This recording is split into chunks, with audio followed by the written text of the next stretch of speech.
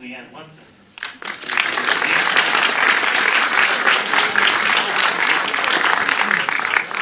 Hi everybody, thanks so much for coming. I want to thank BAM in particular.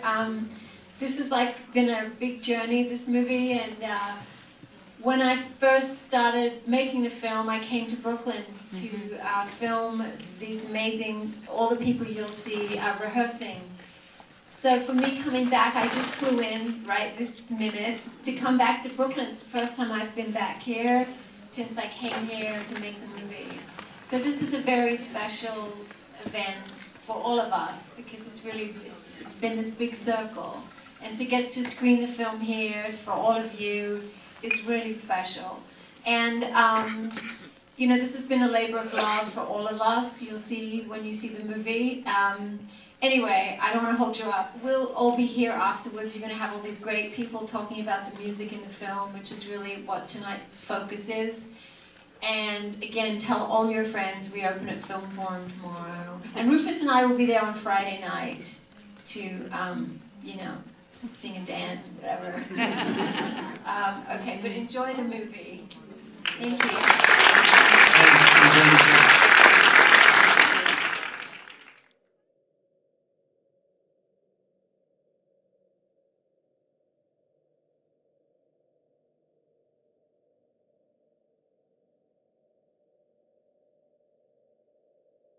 I have learned that there's really no such thing as death, the way you think about it. It is true that when God wants to call any of us, He just does so, and our souls are then separated from our bodies.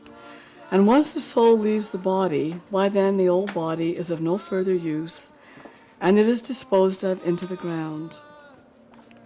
We pay a lot of respect by giving it a nice funeral.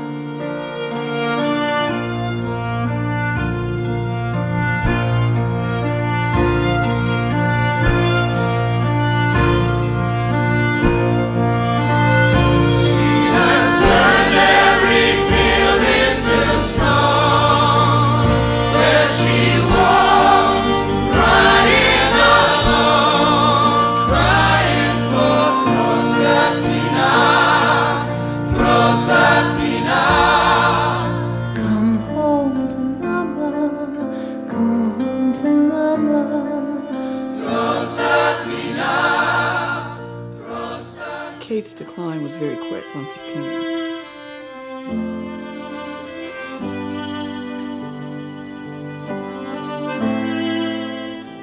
And I was sitting by Kate, and her breathing started to, accelerate, and it started. And I said, "Hold on a second here, people. Something's going on."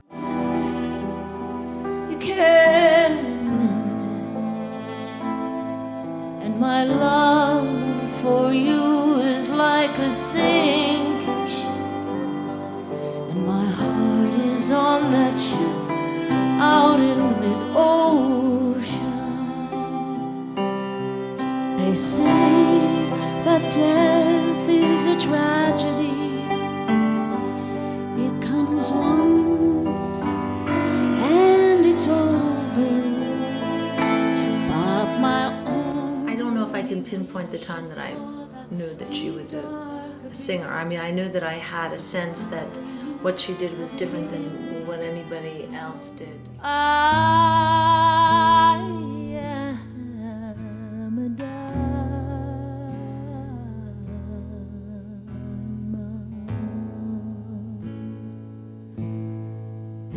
in a setting that's wrong, an unspoiled jazz.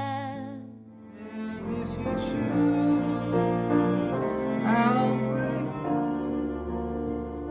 This part is tough, so very tough.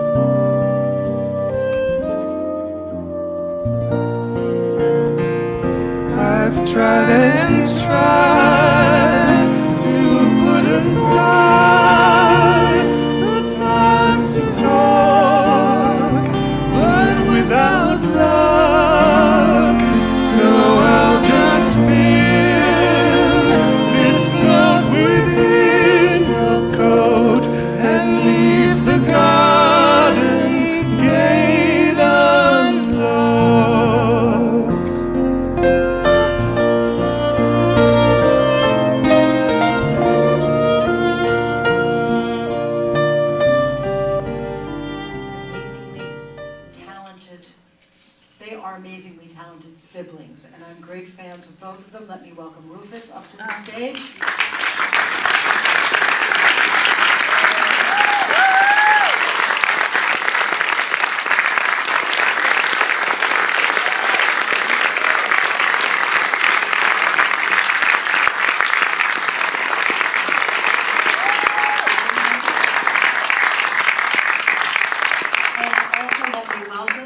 Sister Martha, who is a great talent in her own right. The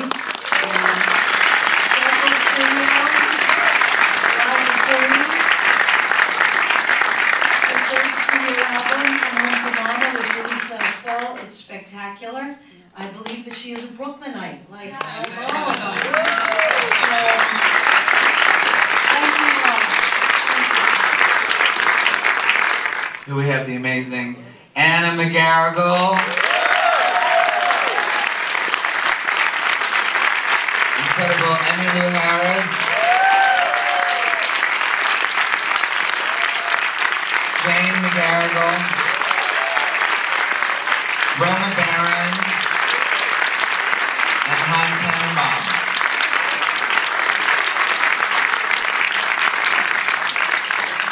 But I thought it would be nice, in conjunction also with this concert tomorrow, to start talking about Kate's life and her youth and her recording career and so forth. And on the stage tonight we have I think probably the expert panel and to do that, to start that talk. And now Martha, did you want to take it from me right now? Well, just, I mean, obviously we know who Anna and Janie are and Emmy are, but also Roma Barron. What's your, just to explain to Let's everyone. start with Roma. Roma, how did you know Kate? It's so long ago, I was trying to figure out the exact year. I think it might have been 1967, maybe 8, and I had heard Kate sing in the Mountain City Fours kind of Weavers group that many people on the stage here were singing in, and they were wonderful. But then she did at a little tiny steaming hot coffee house called the Yellow Door in Montreal. She did her own set of 4 songs. Still remember exactly which songs she did.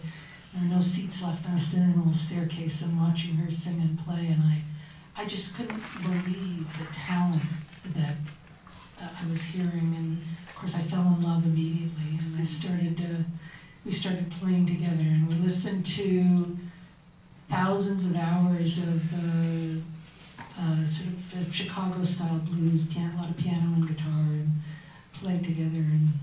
And You also went to Philadelphia with her early on, right? yes, we did the festivals, Mariposa and Philadelphia, and Before Kate and Anna, there was Kate and Roma. That's what we're trying to. well, Anna was writing some amazing stuff, and Kate and I would try to figure out how to do it justice.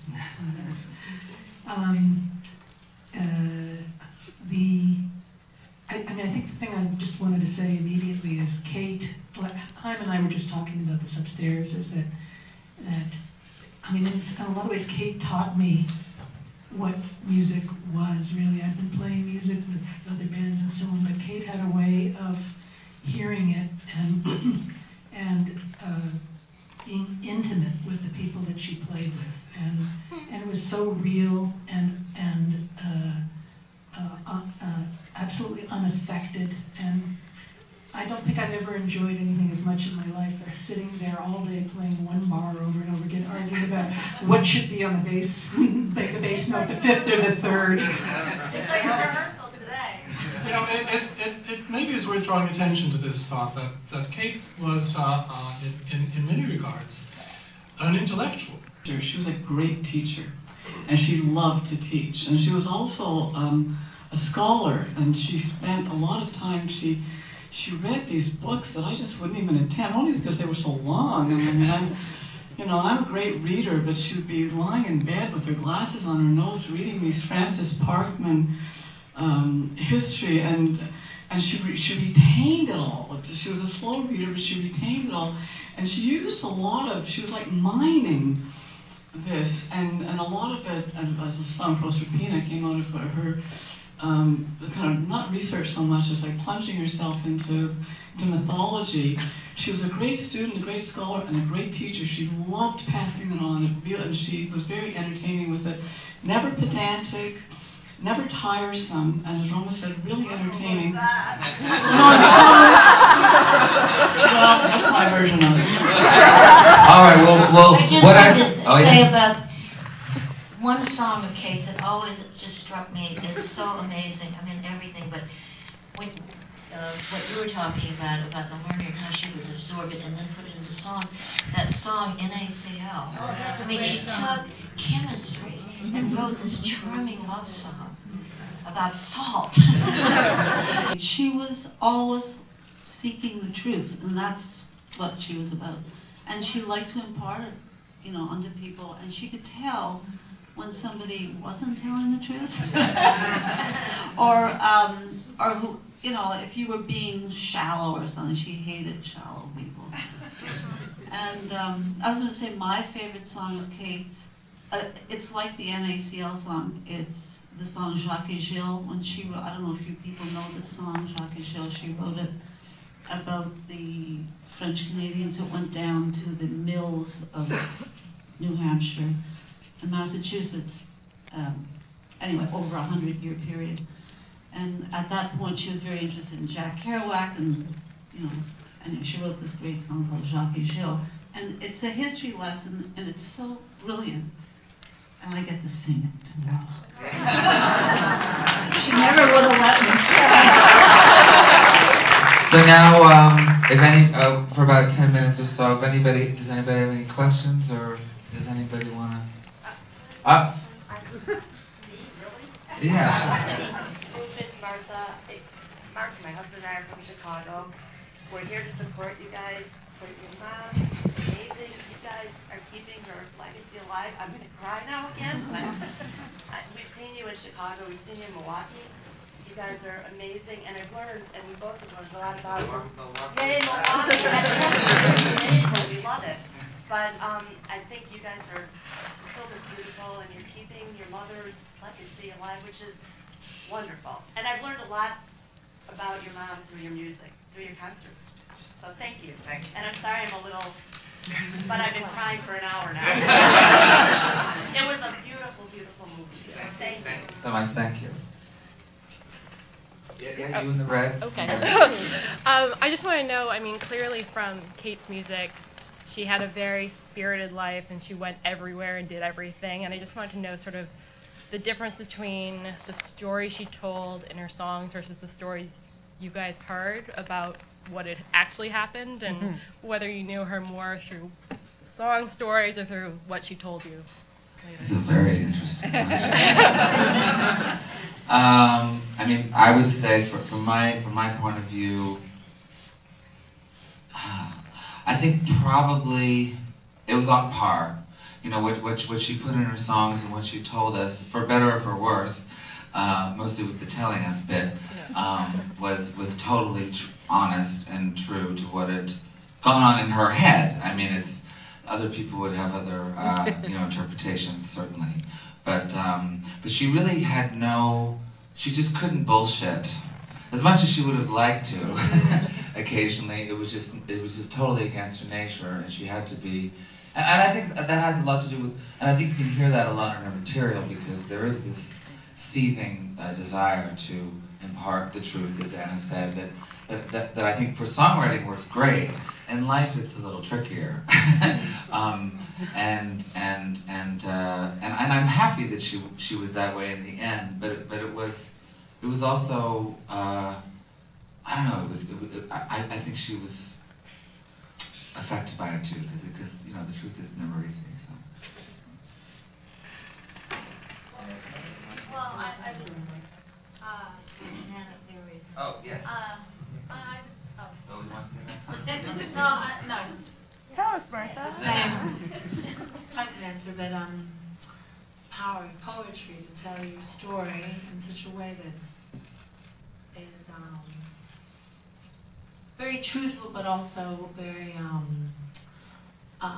much more interesting, you know, and a lot of the stories that she tells in her songs are about some very difficult things like divorce and things like that. And any of us who knew her very well knew the details of those things that were very difficult. And she spoke about them in those songs, but she did it in such a way that it was masked so beautifully that if you knew exactly what she was saying. But if you didn't know exactly the detail of the troubled,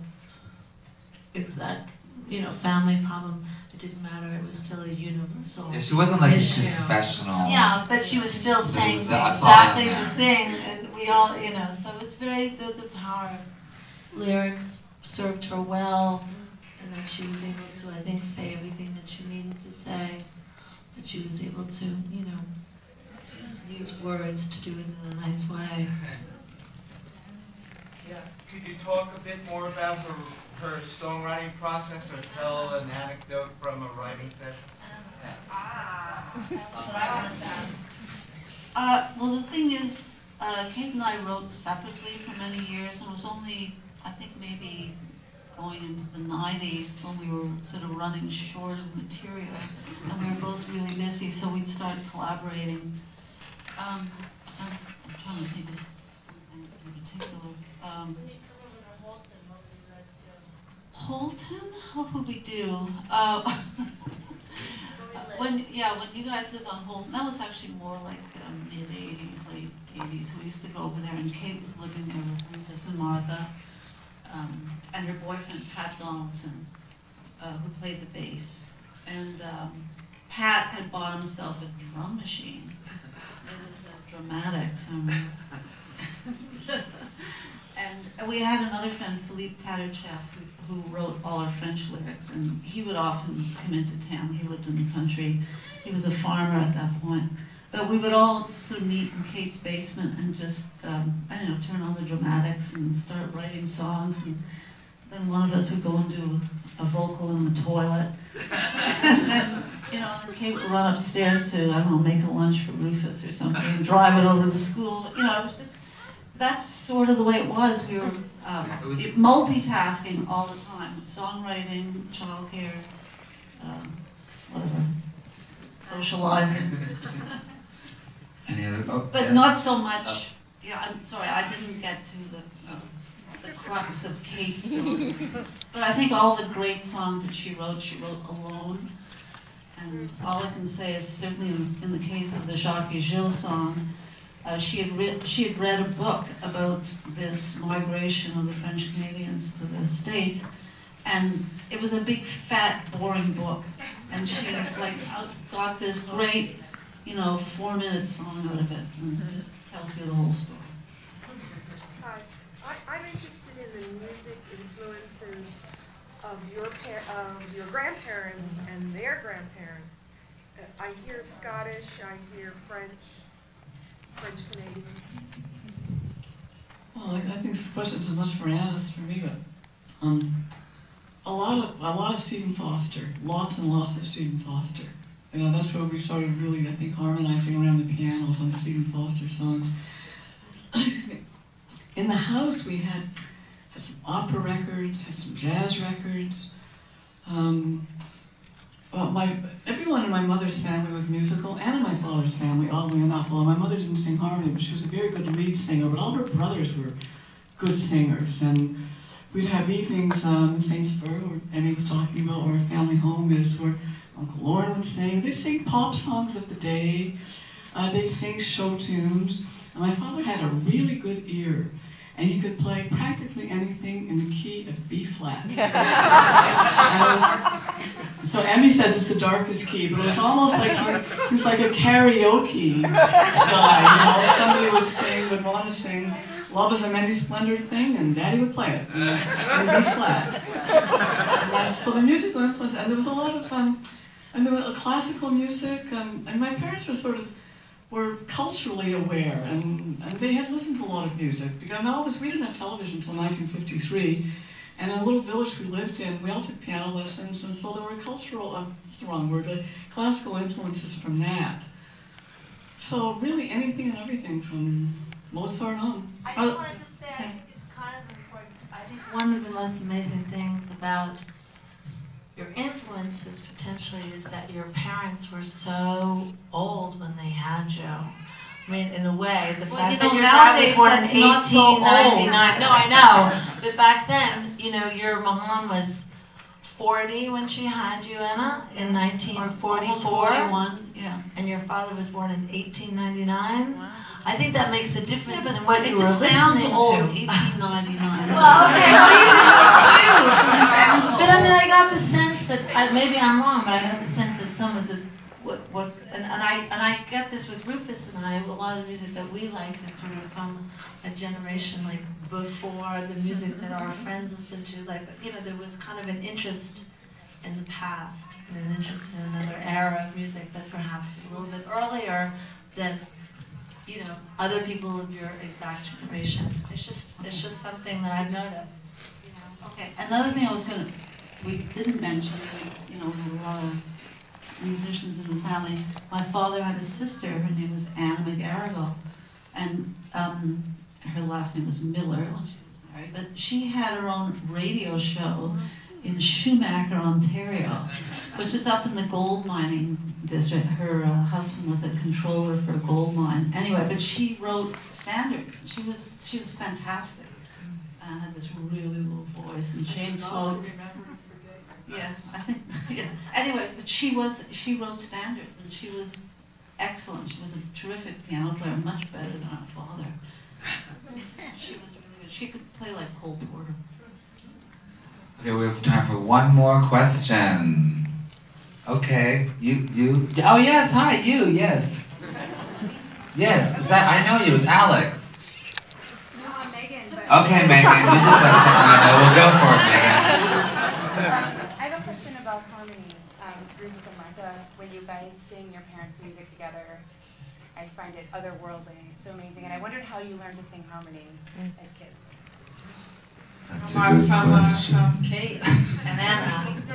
She would pull. Rufus was a real natural at harmony, but all I remember is with Stephen Foster, as Janie keeps mentioning, who was a great American original songwriter of pop songs in a way. Yeah. I remember like standing around, like maybe it's like an 8-year-old or something, and my mother had sort of taught us apart, or taught, you know, and if I got it wrong, she would pull the back of my hair, because I'm not very natural as these guys are. So it was, for some of us, it was really easy, and other of us, of course. I have to say though that Kate and Anna, but especially Kate in a lot of ways, had this just love affair with the voice, and surrounded herself and with great singers, Chaim Tannenbaum being one of the greatest, yes, and very much. What was very interesting about the harmony thing is that it was kind of diametrically opposed to being in a choir.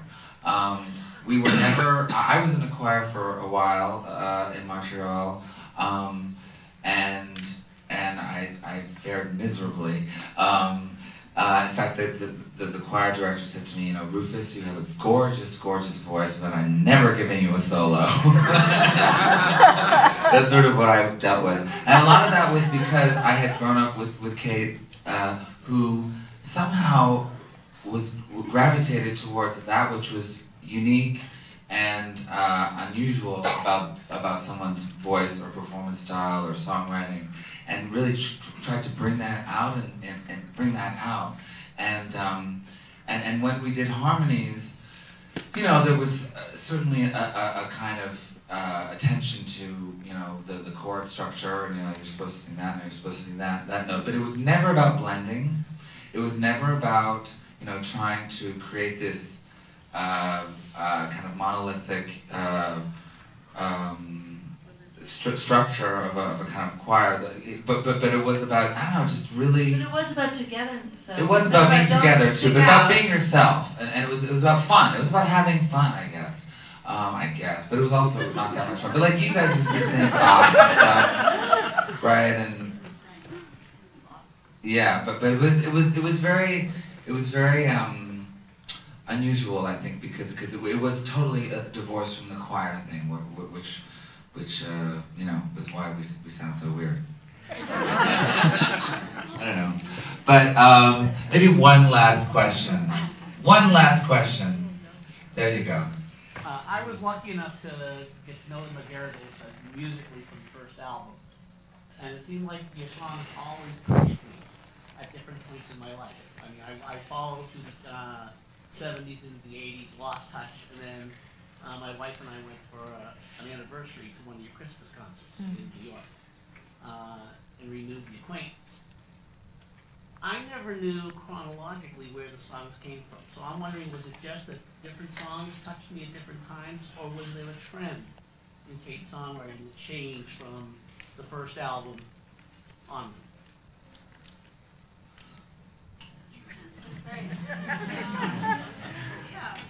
I think one thing that could be said for certain about Kate, and often, you know, a lot of songwriters will claim this mantle, and I feel it's false most of the time, but I don't think with Kate it is true. It is false. I think it's true, and that is that she wrote about every stage of her life. I mean, if she was, whether it was her youthful days in Montreal, or then her, you know, heady, crazy New York time, or having children, or at the end of her life when she was ill, she just, any subject that she was living through, she wrote about, and it's and people around her, what they were going through. So I think as a document, and this is a nice place to end it, but because one of the most important things about this film and about these concerts and about this album that's coming out is that I feel so strongly about this, and this is probably what I feel most strongly about in the whole process, is that,